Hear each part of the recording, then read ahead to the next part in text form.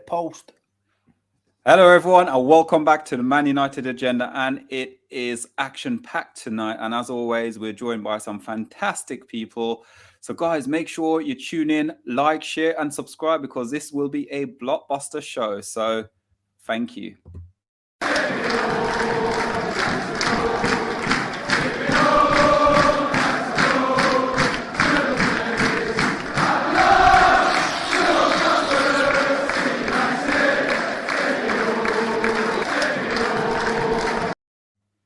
Hello, everyone, and welcome back to the Man United Agenda. And it is Monday, and it's that time. This part of the shows. As always, we're joined by Mr. B. How are we doing, Mr. B?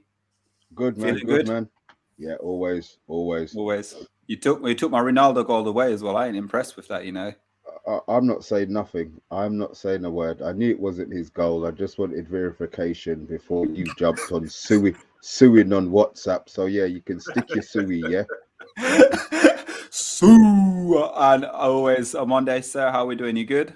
Yeah, I'm good, man. Getting into the World Cup now. I just want to know what happened quickly. Did Ronaldo score and then it was disallowed or something? What happened? Don't get me started. He did. The ball was a beautiful cross by Bruno curling into the goal, and Ronaldo tried to do a Harry Kane and claim a goal that didn't touch his head. Okay, so who scored it? It was Bruno scored. Yep. Bruno. Okay, I saw the WhatsApp group, and I did see the Sues and all that kind of thing. I knew Errol would be on it, but yeah. Anyway, let's move on. Brilliant. And Andy, as always, Monday night featuring the channel is all Andy Tate on a Monday night, guys. Come on, Andy. How is we're talking about sort of backstage earlier about you with your Sunday roast and everything and what went wrong. How are you doing, sir? Okay, yeah, I'm a bit of a diva. When you go to a restaurant and you reserve a table, then they lose the booking. So yeah, I was kind of disappointed. So like, I kicked off. Don't know why I kicked off, but it's like when you're looking forward to a Sunday roast, you're looking forward to a Sunday roast. So I had to go elsewhere for my Sunday night tea. Was it KFC? No. It was Carvery, another Carvery somewhere. You found one. Forgot what it's called. Toby Carvery. Brilliant. Always thank you so much. And making his debut on the Man United Agenda tonight is none other than Jan Ching. John, we've been talking back and forth for a very long time, and it's absolute pleasure finally getting you on the show. How are you doing, sir?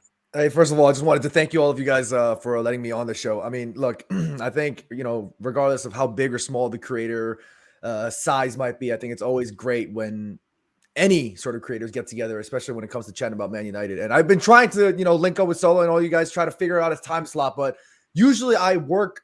I'm working today too, but because you guys are 5 hours ahead, it kind of makes things a little bit difficult. And that's why I was able to get on, videos like Sheffield Paddock and Full Time Doubles back in the day, because I used to have to wake up in the ass crack of dawn, like 5 o'clock, 6 o'clock, to be able to do I used to sit here half awake with my cup of coffee like this, like, oh yeah, I love Man United, so this is a great time for me right now. So you guys have me for 20, 30 minutes. Let's bang it out. It's going to be a great show. Brilliant. Thank you, sir, for coming on. Absolute pleasure. And guys, if you're new to the channel, please make sure you're giving us a like, share, and a subscribe as well. But today we've got a new person that's going to read the sponsor out for us. And take away, Andy. And earlier we were absolutely in stitches when Andy was reading that. But listen. I hope. Right. Tonight we are sponsored by GMS, Global Mapping Services. We are now sponsored by Global Mapping Services. Global Mapping Services surveyors currently assist architects, property developers, and construction companies all over the world. They offer a wide range of services such as setting out topographic surveys, 3D laser scanning monitoring. The link is in the description for the website and contact details, and they are brilliant. Thank you. Yes, Andy. Wait, hold on. We have sponsorships and Andy Tate reader messages. This is all right. Okay. All right. Hey, I don't get no perps on this, mate. I'm doing this as a cancer, man. Oh, I get some patina on a wet biscuit. Love it. I have no idea what tea and I don't know what wet biscuit. I don't know, but I'm here for it. Dipping your biscuit in the tea. It's what English people do. You dip the biscuit in the tea. That's whoa. That's a northern thing, by the way, John. Okay. I get that. God, you've been around there twice. You should have known when I should have. Damn. I'm blaming Jay on that. He needs to teach me. He tells me I'm an honorary member of Eccles or resident of Eccles. He's got to teach me that. Don't me. Doink, doink. All right, cool. Absolute brilliant. Like John, obviously you ain't been on for a while, and there's lots of rumors, circulation with the Ronaldo interview. Ronaldo leaving Man United. Man United's gone up for sale. So we're going to kickstart the show first, because obviously we know Andy. We'll get everyone involved in the conversation. Gary Neville he's been well spoken about the Glazers selling Manchester United for a very long time now. He's now come out and actually made a statement regarding it today. So first things first, Omundi, would you mind? Or actually, you know what? Andy, you can have another one, and then Omundi can do the last one, yeah? Yeah. Gary Neville has had some thoughts on with what's happening with Manchester United over the last few days, and he was on Sky Sports yesterday evening, and these were his comments. Gary Neville has urged the Glazers to leave Manchester United in the right way following their decision to finally sell the club. This doesn't surprise me. This is what he quoted. I have been saying for 6 months that the Glazers would have to sell or part sell, Neville told Sky Sports. Anybody who's close enough to the club knows that.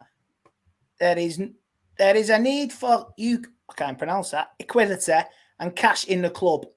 Just for the investment they're going to have to put into the stadium, the training ground, and the sporting project. They haven't got the money now. In other words, the pot is empty. It's a big moment now. The Glazer family will never get a great exit from Manchester United, but they could have a more pleasant exit if they do the right thing over the next couple of months. I like to see them engage properly with the fans about who's going to take over the club. Fat chance of that. I think what Manchester United fans need to see is a manifesto from the new owners, Neville said. Manchester United can't be handling over to an owner that basically screams against the wishes of what the club stands for or what the club wants. So there are manifesto pledges that I think are really important, like the fans' voice, the fan experience, and maybe even positions for fans on the board, which would be brilliant, absolutely fantastic.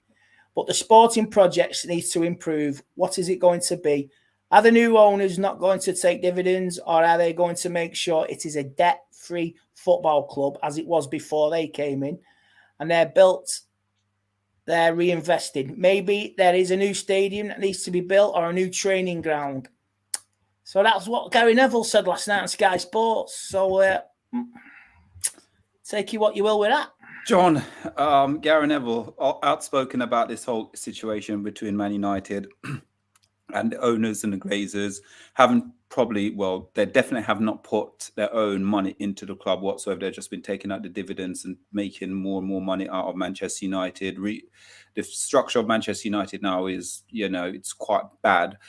But do you think Gary Neville is right in what he's saying regarding we've got to get the owner who's going to come in and actually, one, listen to the fan, but also the Glazers right now, they have not done it. They've never done it and come out and actually give an update to fans itself. So what do you think will change them selling the club now? Will there be any change of them coming in and actually doing exactly what Gary's saying? Well, first things first, before I go and talk about Gary Neville, I just want to give a special shout out to Mr. Andy Tate. That reading was, I from here on out, I want to hear audiobooks in Andy's Mancunian accent. I'm sick of hearing New Yorker accents, like I'm walking in, what I'm saying? Hearing Andy's accent is fantastic, but yeah, that kid. That's the line. I'm gonna inquire Google on that. Yeah, I could see making money audiobook and the audiobooks. Let's do it, Andy. Sleep. I love it. No, but getting back on topic with respect to Gary Neville's comments, first things first, what I want to say is the idea of, the Glazers selling the club, it comes from a place purely based out of financial instability and chaos. Now, when you're an ownership that's been milking a club, when you're an ownership that's been milking any sort of entity or organization without any proper levels of communication, without any proper regulation whatsoever, you're always going to end up in the shitters, if you know, to speak quite frankly. And for Manchester United to be in the position that we are now has been because of the history and the traditions and the success that the club has been able to preserve over the years. I don't think any level of success goes to their credit at all. That being said, with respect to Gary Neville's comments, as much as I want to be the optimist and say that the next owner that's going to come is going to be this, you know, this miracle and this like the next coming, and they're going to make things absolutely better. I hate to break it to everybody, but that might not always be the case, and that's where I think fans need to be a bit careful. You know, we talk about a lot of the fans, especially in the stadiums, especially during, you know, the 17 years of their ownership. We talk a lot about how fans have been the main driving force for the protests and the fight against the Glazers. I hate to break it to everybody, but that fight is far from over, because the next set of billionaires that are looking, you know, drooling as they look over Manchester United, they're not ethically great either. They're not morally great either. Of course, we're never going to, no billionaire in this world is going to have a clean slate. There's no billionaire in this world that's going to have a hands clean situation. There's always going to be some sort of thing that, you know, you or me or anybody that's going to have a bit of a disagreement with. That being said, there are levels to which fans can agree and disagree. There are certain billionaires that have done a lot worse than other billionaires. There are certain owners that have done a lot less than certain owners. So obviously that battle is still far from over. I think we also have to keep in mind that people seem to forget Mike Ashley, when he owned Newcastle, that took forever for that transaction to happen. It's been a shit show since then. It's taking forever. It's not like at the switch of a hand, Manchester United is going to be sold. There's still a battle yet to be fought, and we just have to be a bit wary and understanding that just because the Glazers are saying they're going to sell and it's a strategic opportunity, there still is a big challenge ahead of us as Manchester United fans and as a club. We need to be able to figure out the proper ownership, or the best ownership option there is, and I think it's going to take a lot from the club. Thank you so much for that, John. That was really good. Andy, going off what John's saying, obviously we've got to almost be careful what we wish for in owners. That's number one, the new owners, and number two, it's going to be, will our owners be sort of like how they've done at Man City, in a way, just let someone self-run the club, basically. No one gets involved at all. I come from a preference now. We've had owners for 17 years that have actually had no morals at all and treated the fans like dirt. Absolutely shit on fans. So fans that are moaning, disagreeing, oh, we can't have that owner, we can't have that owner. I don't care. I don't do. Football and politics should be separate now. And I don't care who comes in. All I want to see is my team rise to the top again and take over their place at the top of world football. That's it. I've got, over the last 17 years, I've seen people lose season tickets. I've seen people been banned. I've seen people, like say, the season tickets been in it for generations. They've gone. My dad got screwed over. I got screwed over famously for speaking out. So I don't care who the new owners are. I just want them to come in. This may sound controversial, but I don't care if it's a Far East. I don't care if it's a billionaire, if it's Apple, this, that, and the other, somebody from Australia. As long as they've got the right ethnic and they've got the right morals, just help the club to get back where we want. Because it may sound controversial, but I just want my clubs to get back on top now. That's it.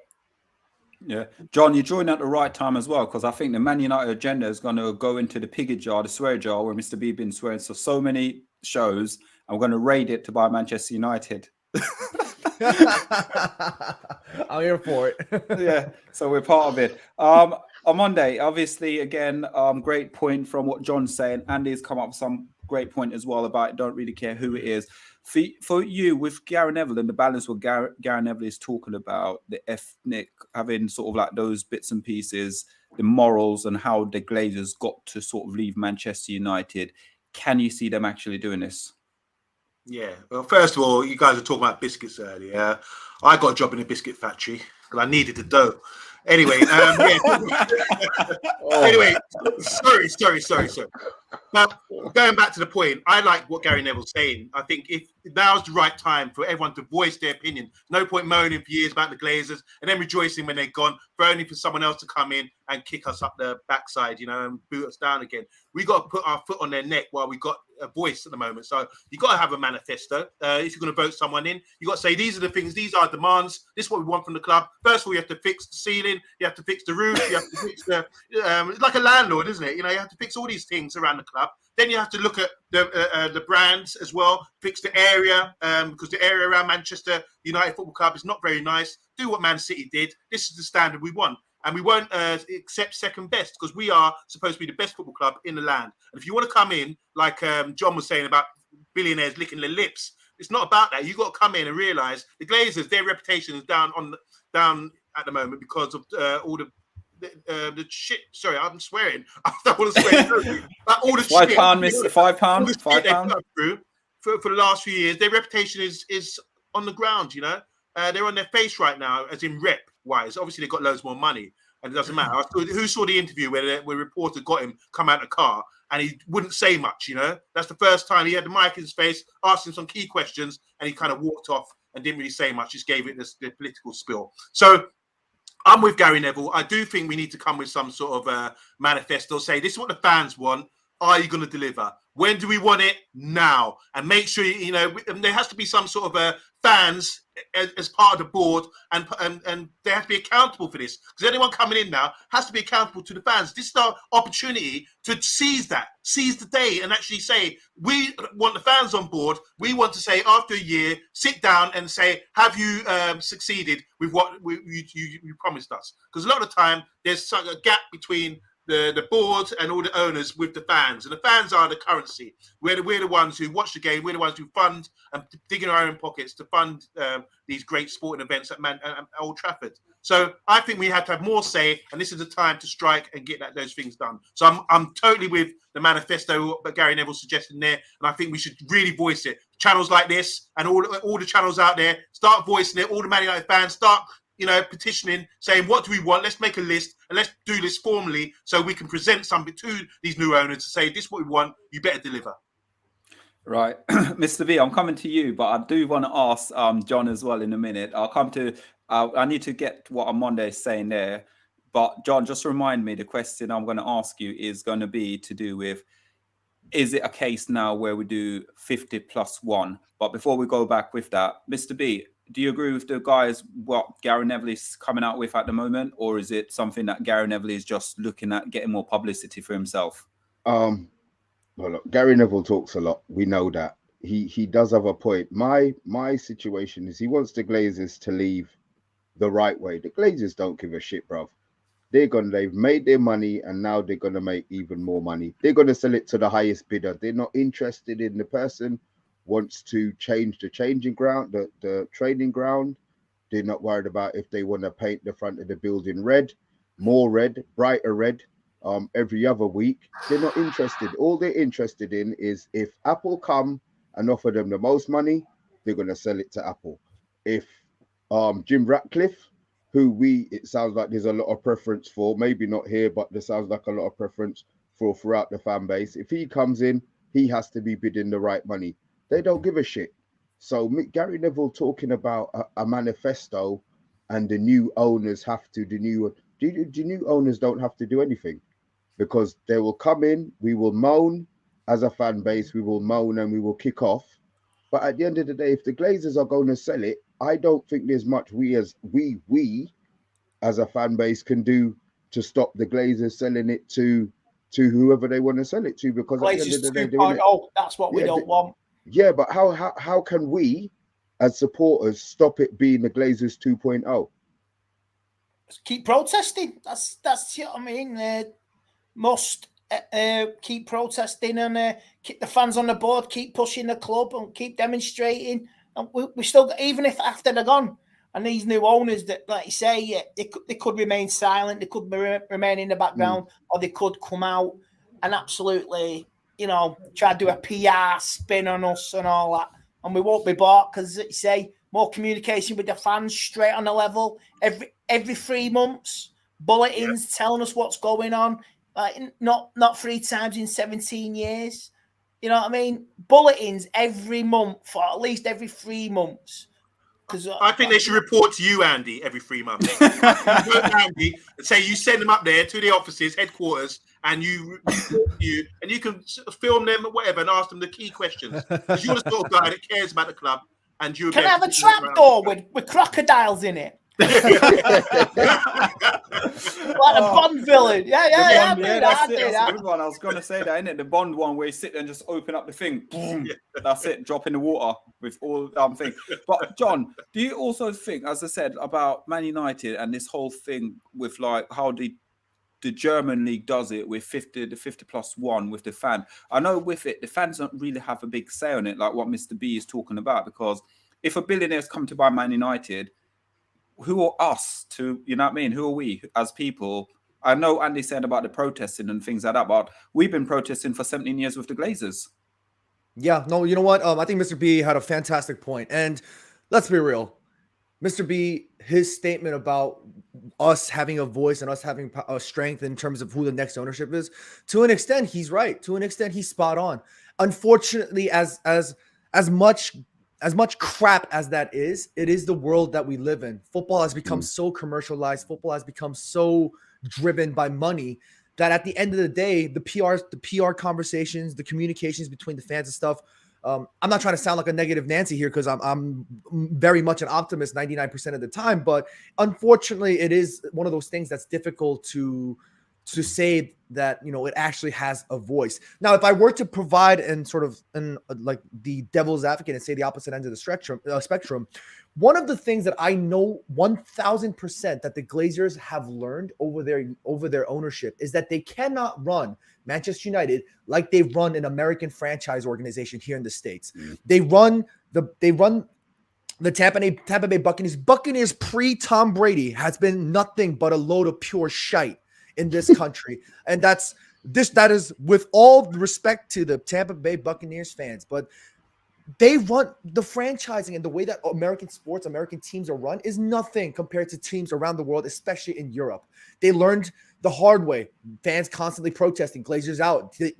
Why do you think they're not in Old Trafford? They don't want to hear that shit. They don't want to hear fucking fans always telling them Glazers out. They felt it really aggressively when the Super League fell out. They realized that they can't run clubs they can't buy these kinds of clubs and run them the same way they do in America. Because in America, like here in New York, the New York Knicks, they've been nothing but a load of shite for the past goddamn, I don't even know, since fucking Patrick Ewing. You know what I'm saying? Like, it's been so long before my time. I wasn't even a sperm yet when that was happening. You know what I mean? Like, it's been so long. But yet, James Dolan and the Knicks continue to prosper and continue to make money because the fans, to them, to New Yorkers and to fans, yes, it's shite, but it's the norm because they expect next year, because we've been so shite, we're going to go get some better college draft picks, because the shittier you are the next season, you get better picks in the college draft. The way the system works is so different.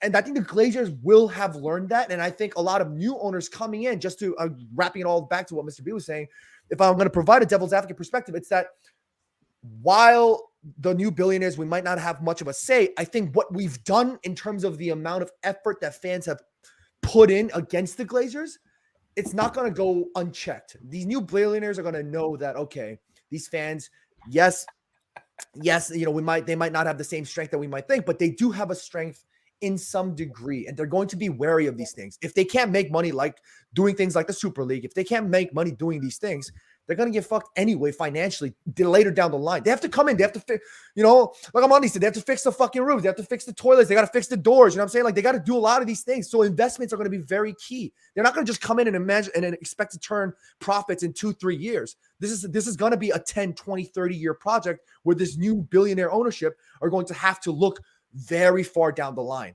And that's where I think they're going to be a little bit more careful about how they treat the Man United fans and think about, okay, how important are the voices of Man United fans? And just, sorry, I'm like rambling too much, but the 50+1, I don't see that as a viable option. Even in the Bundesliga talks about 50+1. Yeah, sure. But in the Prem, it's just so unlikely with, like I mentioned, going back to the finances, there's just so much money involved that I don't think the 50+1 thing is really viable or feasible in our system. I know Gary Neville's talked about a couple of times when he's been interviewed 5 million times on Sky Sports. It's just not going to be that easy, unfortunately.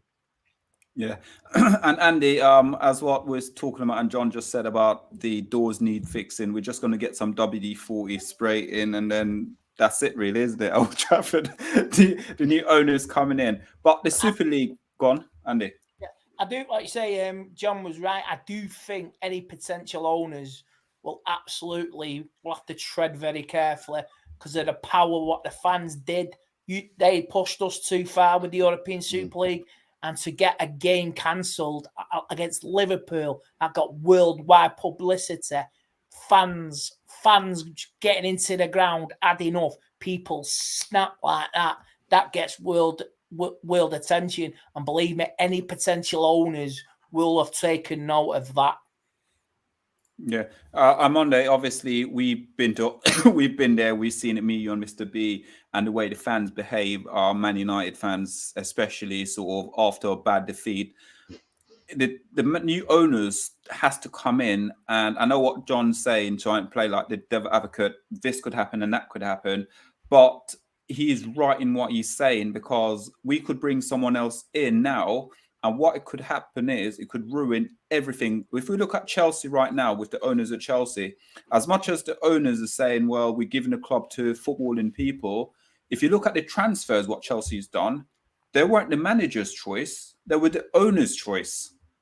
Yeah, that's when it gets ridiculous. John gave a great example about American owners coming into Europe, coming into a different culture like English football, and trying to replicate the same things. It's not going to work like that. I mean, if you look at the New York Knicks, for example, they kicked out Charles Oakley from the stadium, absolutely booed him out because he wasn't down with it. And now if they tried that with Roy Keane or something like that, it would be mayhem. You know, that would just absolute madness. You see what I mean? So there's a culturally difference between the two sports. Most definitely, that's a great point there. I do think, look, the way football's going, they got all these different roles. There used to be one guy who used to run everything, pick the transfers, and decide everything. Everything had to come through him. But now there's different roles. We have sporting director, we have a tactical guy, we have a data guy, all these roles involved. But what it shouldn't be is people that don't know about football, like owners who are playing sort of a big-time football manager. I'm a Saudi over. I want Mbappe at my club. They're like, what's going on at PSG? Don't want that. Because you got players like Leonardo, who was just irrelevant. You know, he's supposed to be doing a job, but really he was the spokesperson for the board who wanted, let's get Mbappe, let's get Neymar, let's have a super team, let's play super friends here. The thing, it doesn't work like that. Great teams, because they still haven't won a Champions League, by the way. Great teams are formed by good organisation, good structure at the club. That's what Man United have always been about, and that's why we've been successful. So if you start bringing in these big-time owners who want to play trump cards with players and all that kind of thing, and just start bringing in all stupid marquee players without any sort of organisation or without any say of the manager, then you're just undermining the whole structure of the club, and that's what we don't want. And once again, I'll just reiterate again the main point here: we got a voice, and now's our chance to start talking, guys, and start demanding what we really want for our club. Don't lose our identity. That's the main thing. And we will if you let these stupid foreign owners come in and do the same thing that happened before. Mr. B? Because I think Omundi is preaching. I think, John, you're rubbing off on Omundi tonight. What's going on? Omundi's preaching. I'm here for it, baby. Keep it coming, sir. You know what I mean? Was that a question for me? sorry. Everybody went quiet. I know that was a question for me. What question did you ask? I heard Omundi talking, and then you just stopped and looked at me. Don't do this to me. I know I didn't miss the question. No, I was saying with what like Omundi was saying. Obviously, it's a case of the whole thing with the protesting, channels getting together with John, what John's saying about, obviously, we've got to be careful what will come from, with what Andy's saying. Andy really and truly don't really care about who comes in the club, providing we get someone who's half decent. So I was asking the go on. It's not even half decent. You know, you want owners who care. You want owners who care about the club. Jim Ratcliffe, we know, is a Manchester United. That is our dream. That is our ideal. And then when he comes in and doesn't do this or doesn't do that, what are we then going to be turning on him again? Everything takes time. So for me, I don't need to hear that they're going to fix the roof or they're going to do this, or they're going to do that. To a certain extent, I'm not even interested in how much money they've got. What I'm interested in is that they're in the background. They're not interested in being the face of Manchester United. We've got a big enough face. We are the face. We don't need anybody trying to be bigger than we are. Yeah, look at Andy, beautiful man. Yeah, so get me on a billboard outside. I've already done that last season. I was on a billboard outside Old Trafford. No. So yeah, I just want somebody who's got the best interests of our club at heart. That's what I want. That's what I want. There's going to be ups and there's going to be downs. You don't expect to get 300 million every year to spend on players. But what I do expect, or what I do expect is that when we go in for a player, right, not, you know, we can rival a Chelsea. Because at the moment, if we go in, we've seen it. If we go in for a player that Chelsea want, Bayern want, Liverpool want, we already sit here and say, oh shit, we're not going to get them. You know, if there's nobody interested in them, it still takes us 3 months to sign the player. These are the things that I want speeded up. These are the things that I want sorted out. I don't want to lose Liverpool as the model, but we spoke about Fabinho the whole summer. Wednesday, Liverpool were linked with Fabinho. Friday, he's been paraded in his shirt. That's how you do business. You shut your mouth, you get your deals done, and everybody knows when it's finished. Andy Cole, when we got Andy Cole from Newcastle, nobody knew a shit, not a word. Then what happens? Midday, breaking news, my phone's going off. We've signed, fuck off, we ain't signing Andy Cole. These are the things that I want to phone back in 96. No, I didn't have a mobile phone. I didn't have a mobile phone. NEC. I wonder. You remember those radios that you get when you're playing basketball and you're wrong thinking that Mr. Bean with the big, listen, that costs a lot of money, you know, with the big battery thing that you speak for, and the big old 4 minutes and everything. Hello. Oh my God, they were so big. You were the and guy you know something, you know, Pete Gillespie didn't even know about that deal either. There you go. Lovely. Yeah. He didn't need to know. Kevin Keegan on the steps of St. James's Park answering Newcastle United fans. Remember it well. I remember that. Wow, this is happening. Like, wow. Oh, brilliant. Right. We're going to go through some of these quickly. Amanda, would you mind? And I'm going to direct this one at John.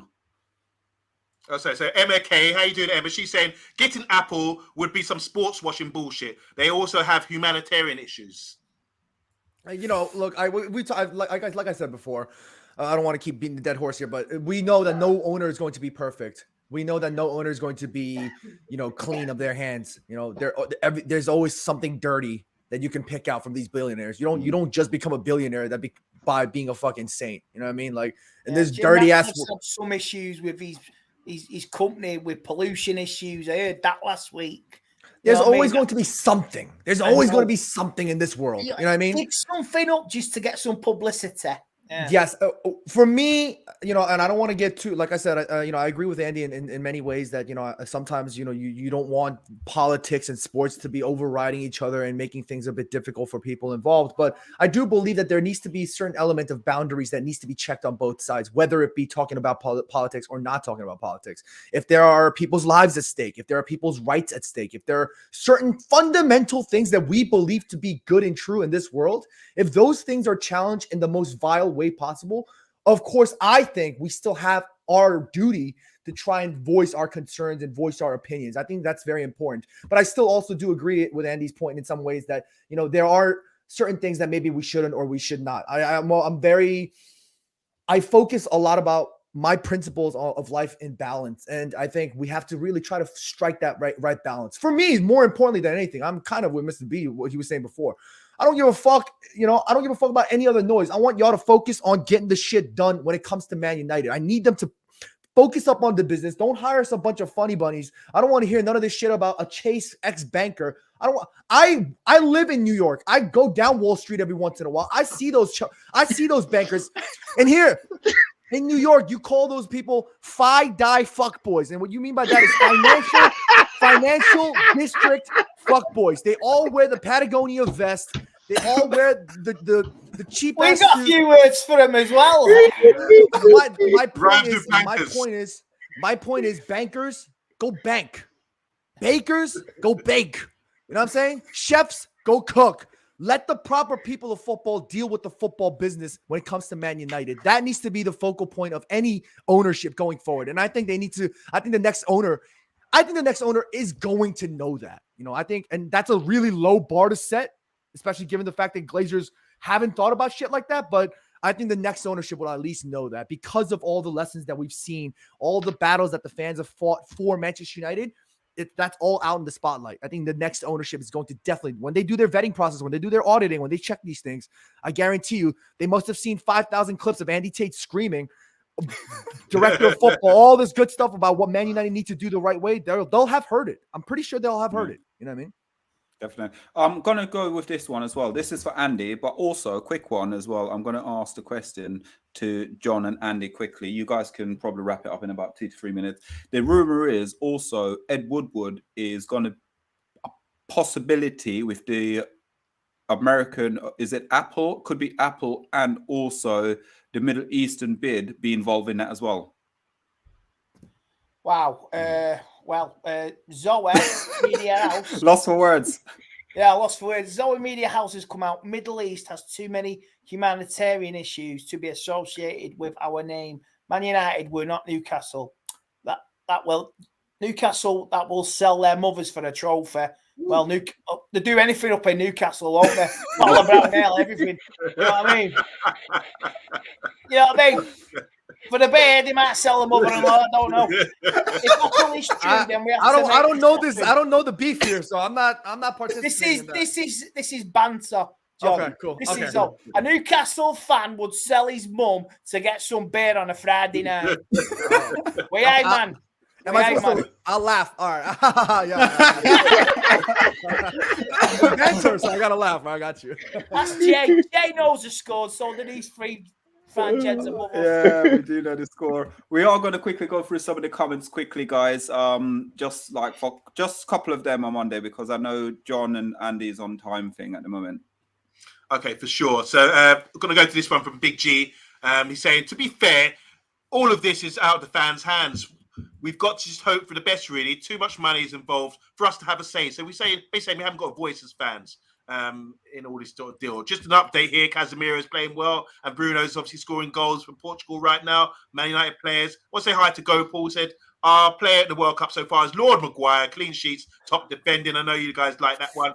We touched on this issue about humanitarian issues, but we didn't read this out. So Zoe Media House is saying, Middle East has too many humanitarian issues to be associated with the name Man United, as we just said here. And also, Emma was saying the same thing about Apple in response to that. So, as John was saying, look, you're going to get all this with billionaires. No one's going to be perfect. Box is saying here, Glazers are pro-dividends.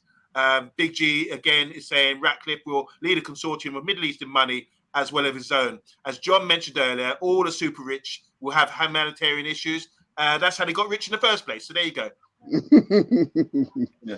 And then Box in the building, great thingy he's Box is saying football sold itself a long time ago, since the Premiership in 1992. That it gave it was an open season, wasn't it, for clubs to get taken over? So yeah, we blame the Premier League. John, finally, we did get you on, but we know you're restricted for time. So where can the lovely people in the chat find you, sir?